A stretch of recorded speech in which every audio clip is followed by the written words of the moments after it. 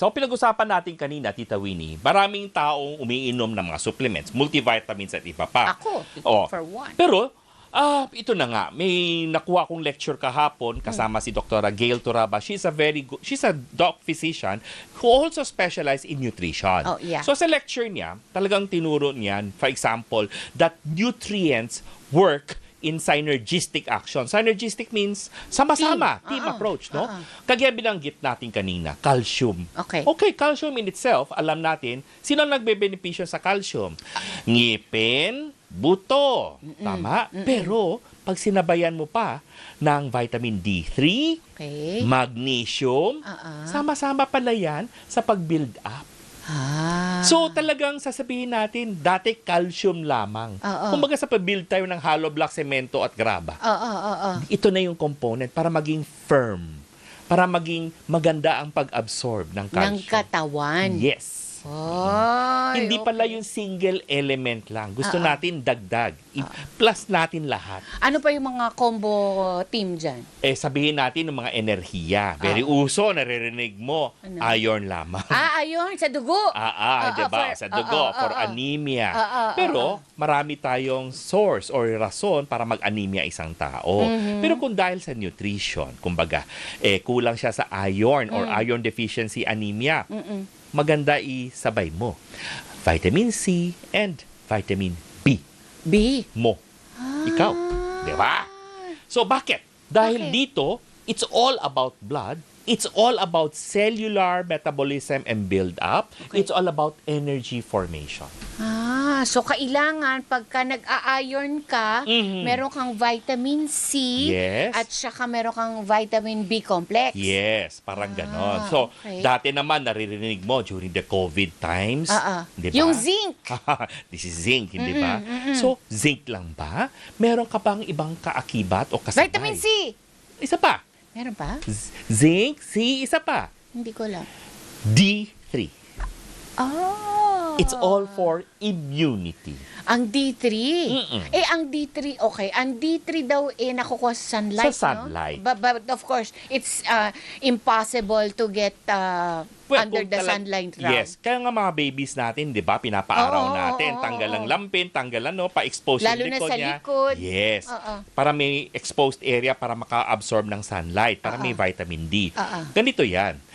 Hindi natin sinasabi kailangan natin ng supplements na ito. Lahat. Okay, Remember, okay, ha? okay. Hindi Yes. ito kapalit ng pagkain. Oo. Hindi kapalit. Hindi.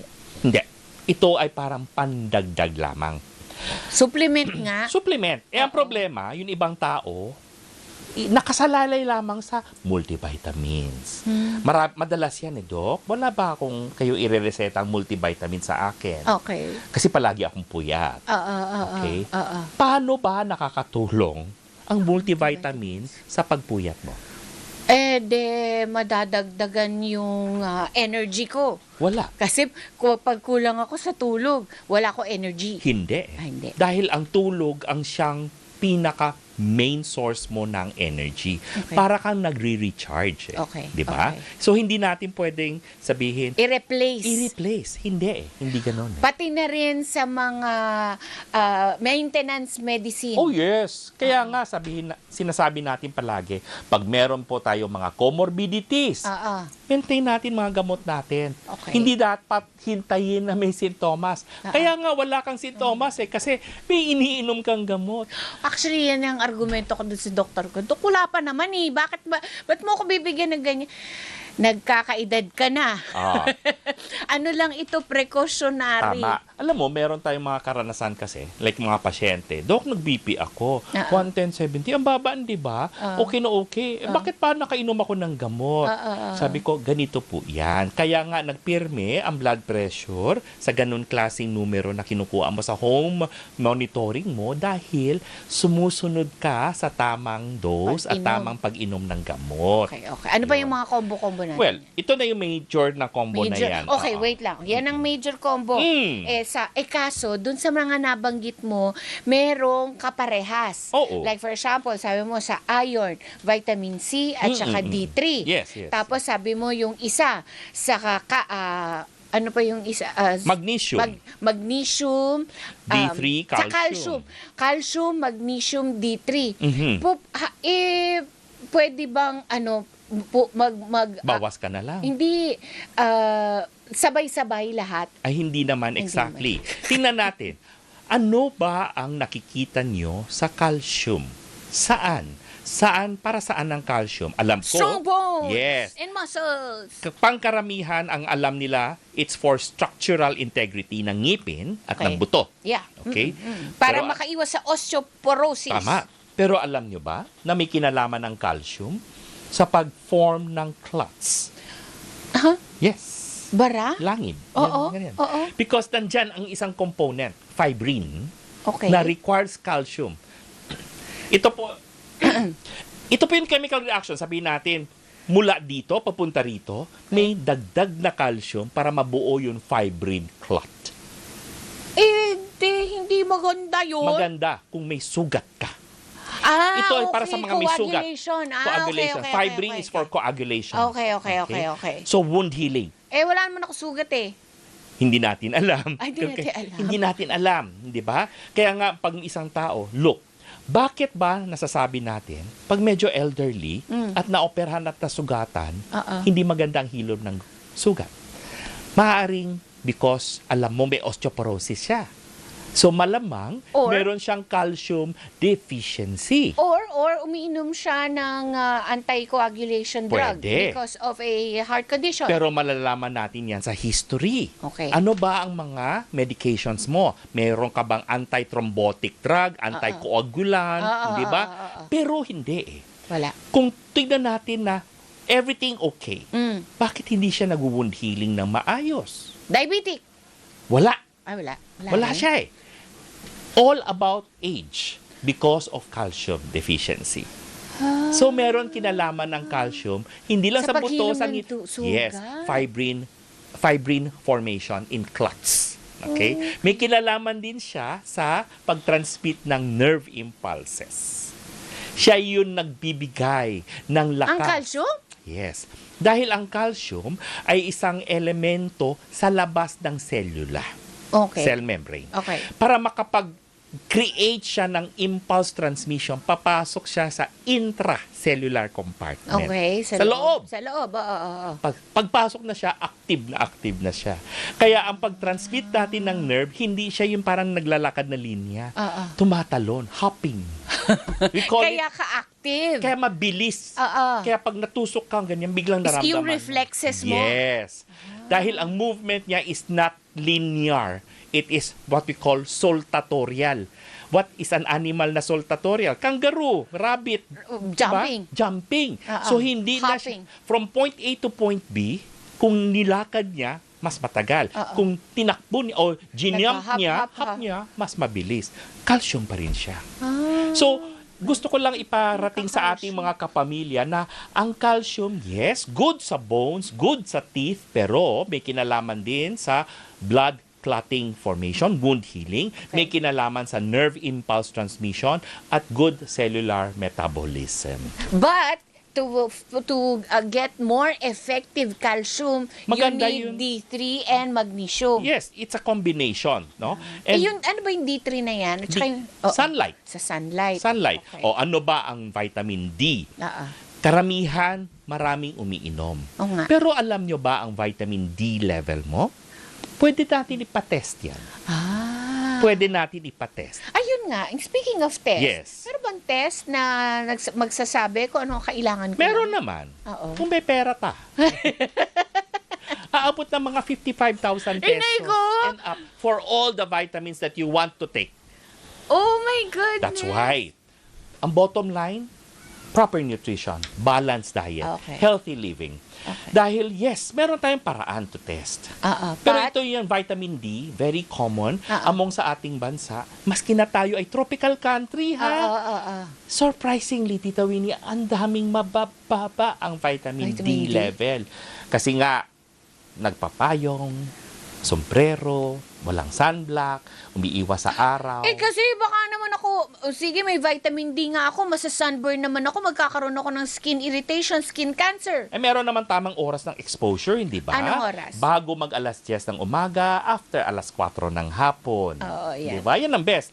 Kasi ang vitamin D, para sa hormonal assistance din yun. Para sa menopause. Hindi naman, para sa same lang, para thyroid hormone, Ayun, yung mga ganon. Tsaka maganda siya sa pag-bind ng calcium. Okay. Kaya sinabi natin kanina Kaya pag may D na, may calcium pa, mas binding. Mas maganda ang pagsemento. Ba't may kailangan pa ng magnesium? Dahil yung magnesium ay isa sa mga components nga. Yung mga binabanggit natin, Tito Winnie, meron tayong tinatawag na outside the cell, inside the cell. So, ito ay mga produkto na hindi ginagawa ng katawan. Okay? Hindi ginagawa ng katawan. Pero kailangan natin. Yes. Makakatulong sa atin. Yes. Pero kailangan mo ng vitamins ba? Hindi. Kung balance ang pagkain mo. Kung okay ang nutritional component mo. Kuha mo? Oo naman. Kasi baka sabihin... Pero in reality, marami sa mga tao na hindi balansyado ang pagkain. Yes. Hindi nakakatulog ng maayos at exposed tayo sa pollution. And of course, yung ating fast way of life, hindi tayo masyadong natural ang pagkain. Maraming processed, ultra-processed The more component. convenient ones. Yes, convenience may not be equals to healthy. Yes. Si Akatolos, ang ganda naman ang pangalan nito. Parang vitamins. Akatolos, ano po ang tamang oras ng pag-inom ng vitamin B, C, at iba pang vitamins? Ako ang in general lahat sa umaga. Ang dami. Oo, wag mo naman lahat-lahatin, baka mabusog ka. Okay, ganito ginagawa Yes. ko, Doc.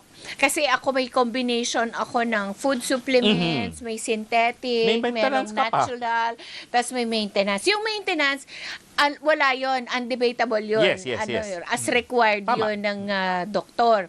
Pero kung iinom ako, pag umiinom ako ng iba pang mga vitamins and supplements, meron akong interval, at least 30 minutes Yes. before or after I drink a synthetic med. Okay, good. Tama lang yun. Tama naman. Isa pang advice, Tita Winnie. Marami tayong pasalubong, regalo na vitamins. Yung gara-garapon. Oo. Tama? Oo. So, Kakita na ako. kadalasan ang iniinom ng ating kasama dito o kapamilya, isang piraso lang. Okay. Isa lang ba ang kailangan? Yeah. Basahin mo ang bote. Oo. Di ba? Tama. Yung bote ang magsasabi, 2 times a day. Meron ngang isang botel, apat na Lalo piraso pa- sa isang Yung araw. mga glucosamine, yung mga ganon. Diba? Yes. Kaya nga wag mo sabihin, okay na yung isa, titipirin ko. Hindi. Dahil may binibilang tayong component. Okay. May binibilang tayong milligram content. Okay. So kung isa lang ininom mo, honestly, wala. Ayan. Psychologically, ginamot mo na uminom ka. Pero hindi siya Walang effective. benefit. Wala siyang plus factor. Kasi ang mga multivitamins natin, yung mga iniinom natin, marami dito umiinom ng iron, calcium, vitamin D, vitamin C. Pero meron yan tinatawag na international units, yung IU-IU. Yes. Meron din IU-IU, milligram, yes, hindi ba? yes. Meron din yung mga tinatawag na microgram. So, Meron. alam ng bawat maker, ng bawat gamot, ano ang okay sa tatak na ito. Kaya yung tatak para sa isa, hindi pwedeng pareho ang dose sa pangalawa. Oo. Dapat basahin nyo ano ang dosaging ng bawat brand at bawat bote. Actually, Doc, most of my vitamins and supplements are prescribed by doctors. Yes. And, okay, I have two things kasi. Number one, yung multivitamins. Yes. Is that true? Kasi there was this parang narinig ko na hindi daw posible na maka-contain ng sobrang dami ng vitamins and supplements sa isang pildora lang. Ganito yan, meron siyang tinatawag na parang minimum component. Okay. So, wag tayong umasa na isang multivitamin ay may 500 milligrams na vitamin C. Wala naman. Oo. Hindi. Pero kailangan mo ba talaga 500 milligram na vitamin C? As an adult, 75 lang. 75, sabi mo 75 nga lang. kahapon. Nung araw, 3 times a day ako uminom ng vitamin C, tinatig 500 grams. Mabuti na lang okay ang kidneys mo. Ha? At umiinom ka ng tubig, maayos ka pa, Tita Winnie. Ayusin, parang okay na okay ka pa rin, no? Oo. Okay naman. Because excess vitamin C, hindi ihi. Okay. What if meron tayong dysfunction? What if hindi okay? Kaya wag natin i-over. Okay. Bago tayo magwakas, usapang food Wakas supplement. na, God. Oo. Kasi meron pa tayong good news eh. Okay. Hindi. Ano dati is palaging ang sobra na vitamin may be harmful. Meron tayong tinatawag na hypervitaminosis. Wow. Not okay yan. Wow. Meron din tayong tinatawag na hypovitaminosis. Kulang. Oo. Kaya dapat alam natin ano ang kailangan ng katawan At natin. kung ano ang tapos mamaya na yung number 2 ko. nasa Facebook at TikTok si Doc. Okay, gamitin lang po ang ating official username at Doc Dennis Official. Mag-like, mag-share, mga kapamilya, para sa ibang mga payong medikal o anumang makabuluhang huntahan na may kinalaman sa ating kalusugan.